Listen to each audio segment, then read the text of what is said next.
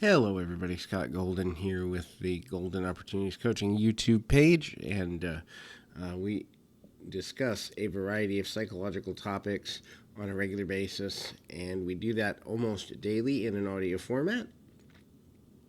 Please feel free to reach out if there's something we can do for you today. We're going to talk about signs you're in a controlling relationship. Control is unfortunate, but it happens to many people. Many individuals use relationships as a way to feel in control of their life, and they also misunderstand what loving relationships actually are, and so it can lead to controlling behavior.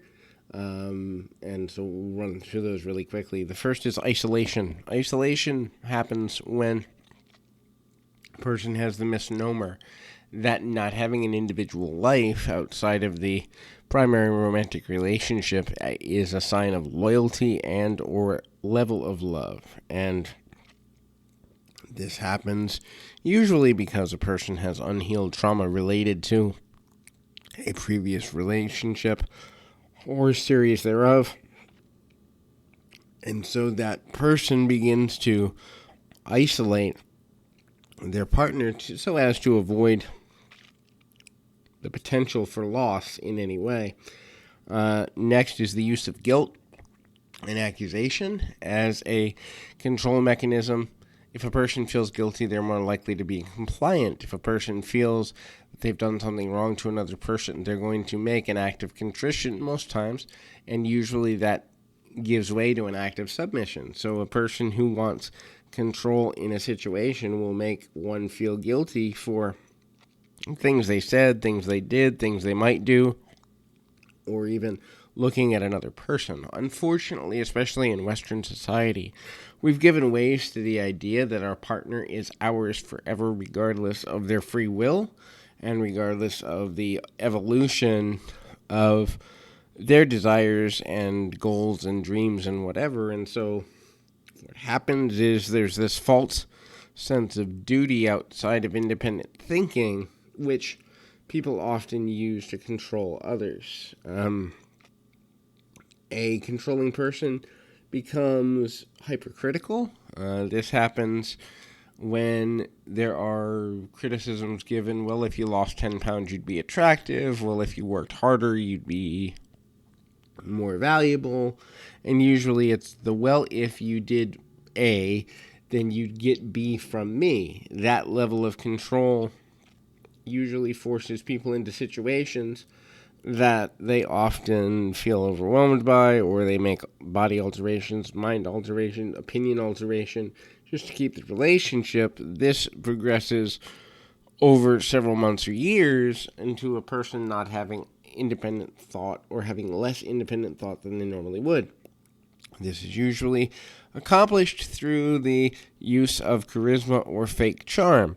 Now, people can be charming and mean well, but also people can use a person's desire to be the center of attention or to be charmed and treated well as a way to create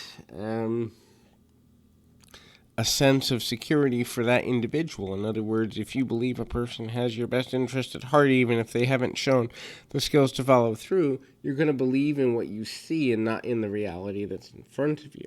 So oftentimes charm and manipulation can be used in order to create a sense of false security for a person who is maybe trying to control the situation because they don't have the skills or the desire to make the relationship work equitably. The next in this line is the idea that the emotions associated with an abusive relationship are the seesaw pattern.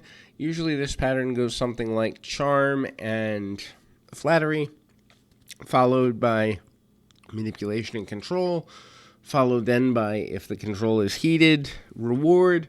If the control is not heated, then it's threat or ultimatum. Then, if the ultimatum is actually followed through and a person breaks up or threatens to break up, then right back into the charm to draw a person back in. It's a cycle, which means the emotions associated with the cycle follow a cycle in and of themselves. If you find that you are constantly dealing with emotions and you never know what's coming next, chances are you're in a controlled relationship.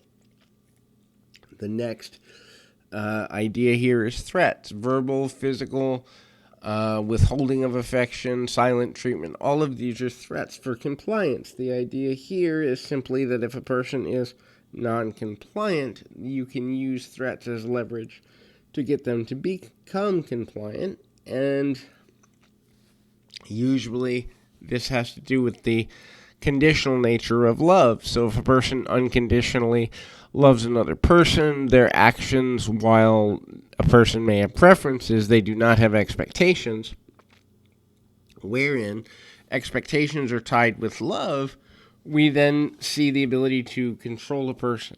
The end goal in all of this is to brainwash a person away from having their own opinions, thoughts, ideas that differ from that of the controlling partner. Now, this usually takes somewhere between 6 months to multiple years, but it happens that many victims of abuse on an emotional and mental level don't realize that they've gone through it because it's slow, it's subtle, and it's conditional over an elongated length of time, and many people have to be leaving a situation to ever realize how negatively affected they were.